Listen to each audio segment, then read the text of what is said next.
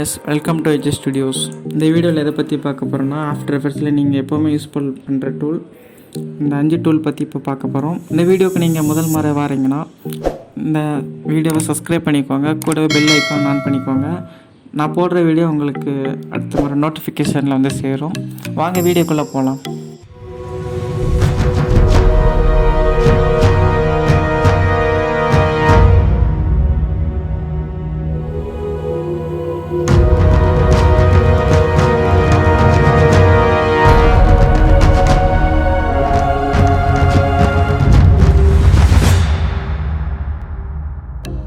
இப்போ நம்ம என்ன பார்க்க போகிறோன்னா, மோஷன் பிளர்.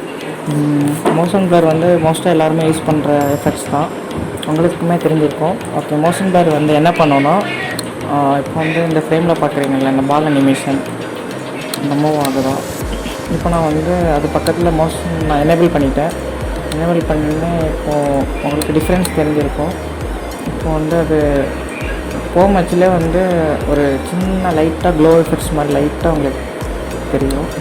ஃபார் எக்ஸாம்பிள் வந்து இப்போ உங்கள் வீட்டில் வந்து ஃபேன் இப்போ ஓடுதுன்னு வச்சுக்கோங்க, அது நல்லா ஃபாஸ்ட்டாக மூமெண்ட் இருக்க பட்சத்தில் வந்து உங்களுக்கு அதோட மூமெண்ட்டே தெரியாது, அந்தளவுக்கு ஃபாஸ்ட்டாக இருக்குது. அதான் அந்த மோஷன் பிளர்.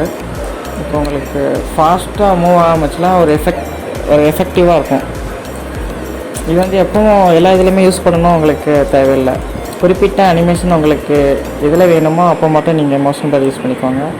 சம்டைம் வந்து இது யூஸ் பண்ண மச்சில் உங்களுக்கு பெர்ஃபார்மன்ஸ் லோவாக இருக்கிற லேப்டாப் வந்து உங்களுக்கு சம்டைம் ஆஃப்டர் எஃபெக்ட்ஸ் க்ளோஸ் ஆக கூட வாய்ப்பு இருக்குது. ஸோ உங்களுக்கு எப்போ தேவைப்படுதோ அப்போ மட்டும் நீங்கள் யூஸ் பண்ணிக்கோங்க.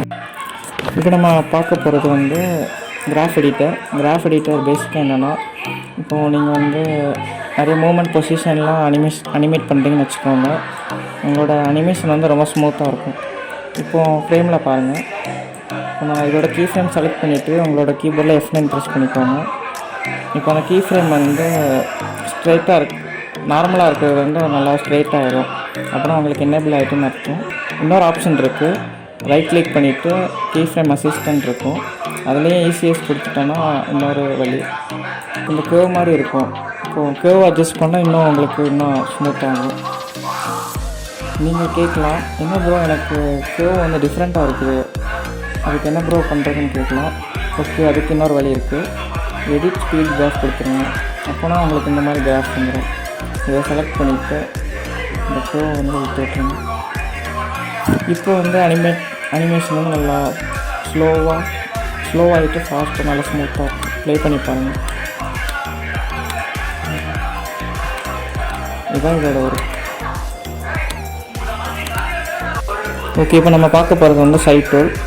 அந்த டூல் வந்து என்ன பண்ணுவோன்னா, நீங்கள் வந்து ஒரு கம்போசிஷனில் ஒர்க் பண்ணிகிட்ருக்கீங்க, உங்களுக்கு வந்து நிறையா லேயர் வந்து டிஸ்டர்பன்ஸாக இருக்குன்னு வச்சுக்கோங்க. அப்போது நீங்கள் வந்து இதை செலக்ட் பண்ணிவிட்டு பக்கத்தில் வந்து ஒரு இமோஜ் ஐக்கான் மாதிரி இருக்கும், அதை நீங்கள் கிளிக் பண்ணிட்டீங்கன்னா அது இந்த இமோஜ் ஐக்கான் மட்டும் உள்ளே போயிடும், அதுக்குள்ளே ஹைட் ஆகிடும்.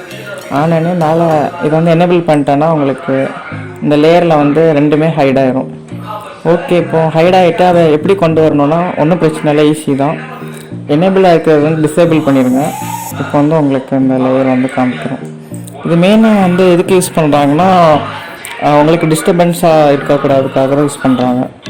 எனக்கு ஃப்ரீயாக நல்லா கன்ஃபியூஸாக இருக்குது, இதில் நிறைய பொசிஷனுக்காக நீங்கள் இந்த மற்ற லேயர்லாம் ஹைட் பண்ணிவிட்டு இது மட்டும் ஒர்க் பண்ணலாம். ஓகே, இப்போ நம்ம அடுத்த பார்க்க போகிறது வந்து மினி ஃப்ளோ சார்ட். இது வந்து இந்த டூல் ரொம்ப உங்களுக்கு யூஸ்ஃபுல்லாக இருக்கும். இப்போ நீங்கள் ஆஃப்டர் எஃபெக்ட்ஸில் நல்லா ப்ரொஃபஷ்னலாக இருக்கீங்கன்னு வச்சுக்கோங்க, நிறைய கம்போசிஷனாக போட்டு ஒர்க் பண்ணுவீங்க. இப்போ நம்ம டெம்ப்ளேட்டே எடுக்கணும்னு வச்சுக்கோன்னா நம்மளுக்கு நிறைய தலைவலியாக இருக்கும். நிறைய டைட்டில், அதுக்குள்ளே ரெண்டரு, அதுக்குள்ளே நிறைய எஃபெக்ட்ஸ், இந்த மாதிரி ஏகப்பட்டது இருக்கும்.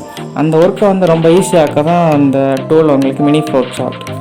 இப்போது என்னோடய ஃப்ரேமில் பார்த்தா லேயர்ஸாக இருக்குது, லேஸ் இருக்குது, அப்புறம் டெக்ஸ்ட் இருக்குது, இப்போ நிறைய ஷேப் லேயர் வச்சுருக்கேன்.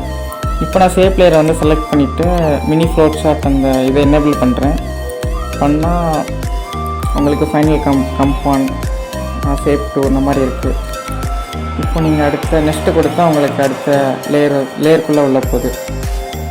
இது மெயினாக என்ன பர்பஸ்னால், ஒரு லேயர்லேருந்து இன்னொரு லேயர் வந்து ஷிஃப்ட் ஆகுறது.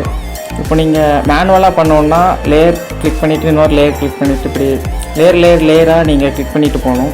அதுவும் ஷார்ட்கட் மெத்தடாக யூஸ் பண்ணால் தான் உங்களுக்கு இந்த மினி ஃப்ளோட் சார்ட்.